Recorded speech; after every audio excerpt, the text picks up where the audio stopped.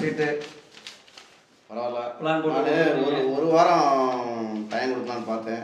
ஒரு வாரமா? இல்லை சொன்னேன் நான். ஆமாம், ஒரு வாரம் வாரம் கூட நீங்கள் எனக்கு டைம் எடுத்துக்கோன்னு சொல்லி சொன்னீங்க. சரி, ஓகே. அந்த அளவு தேவையில்லை, நான் வந்து மறுநாள் வந்து வாங்கிட்டு வந்துடுறேன்னு சொல்லி சொன்னேன்ல மட்டும். சரி சரி. வீட்டில் கொண்டு போய் பிளானை காமிச்சேன். பிளானை காமிச்சா அம்மாவும் நல்லா பார்த்துட்டாங்களா எல்லாமே? நல்லா பார்த்தாங்க. வீட்லேயும் அம்மாவும் பார்த்தாங்க. அப்புறம் வீட்லேயும் பார்த்தாப்புல.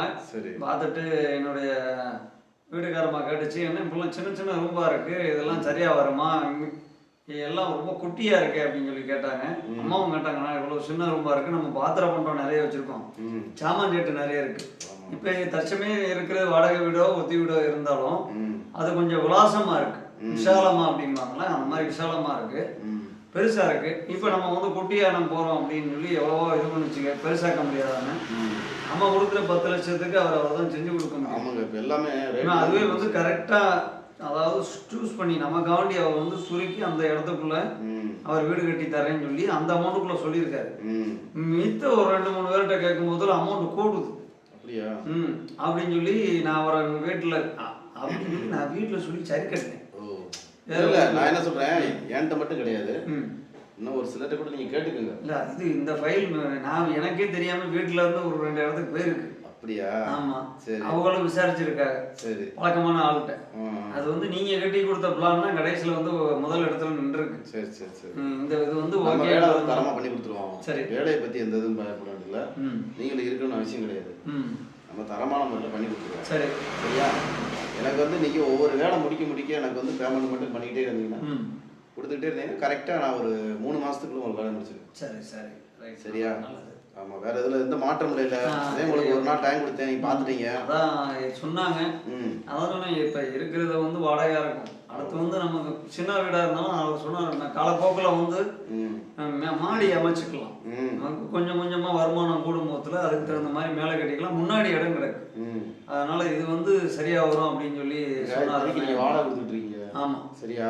வீடு உள்ள உங்களுக்குன்னு ஒரு ரூமு ஒரு ஹால் இது இருந்துச்சுன்னா 1000 தான் இருந்தாலும் சொல்லுவாங்களே, உல குடிசையாக இருந்தாலும் ஒண்டி இருக்கிறதுக்கு ஒரு சொந்த குடிசை இருக்கும் அப்படின்னு. நம்ம சொந்த இடமா உள்ள போயிட்டு கூட நீங்க முன்னாடி ஒரு செட்டு கூட போட்டுக்கலாம், இல்ல மாடியில கூட நீங்க வந்து ஒரு ரூம் எடுத்துக்கிட்டீங்கன்னு வச்சுக்கோங்களேன், தனியா நல்லா பழக்கமாயிரும், ஜாமான்களும் ஒதுங்கிடும்.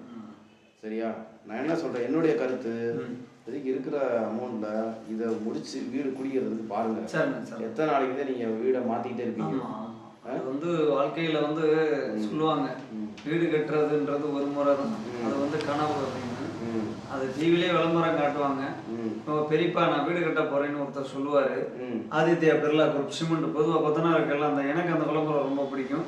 அது நம்மளுடைய கனவும் கூட, அந்த வீடு கட்டக்கூடிய கனவே அந்த விளம்பரத்தை பார்த்தா வந்துச்சும் கூட நான் சொல்லுவேன். வீடுன்றது ஒரு முறை தான் கட்ட முடியும். அவங்க அப்பா சொல்லுவார், நீ ஆரம்ப வீடை பார்த்துக்கலாம் அப்படின்னு. மலை மேலே கொண்டு போய் அந்த வீட்டை கட்டுவாங்க. சரி. அதுக்கப்புறம் அந்த அதே பெரியப்பா இவனால கட்ட முடியாதுன்னு சொன்ன பெரியப்பா, நீ சாதிச்சிட்ட அப்படின்னு வந்து இப்படி தட்டி கொடுப்பாரு. சரி. அதனால எந்த ஒரு துவக்கமுமே வந்து தொய்வா தெரியும். தொடங்கிட்டோம் அப்படின்னா அது வந்து வெற்றியா இருக்கும். ஓகே, அதனால எனக்கு தொடங்கி விட்டுருங்க. சரிங்க.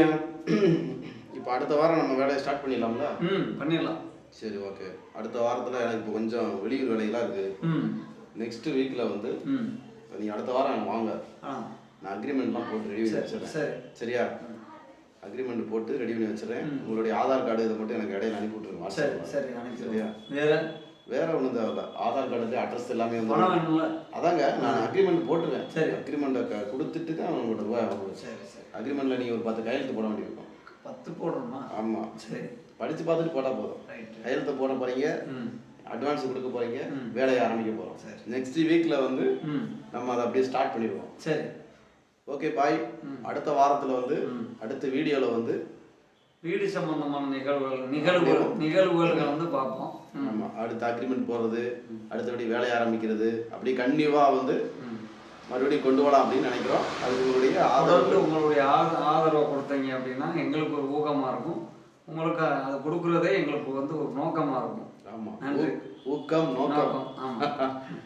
ஓகேங்க, மீண்டும் அடுத்த வீடியோவில் சந்திப்போம். பாய்.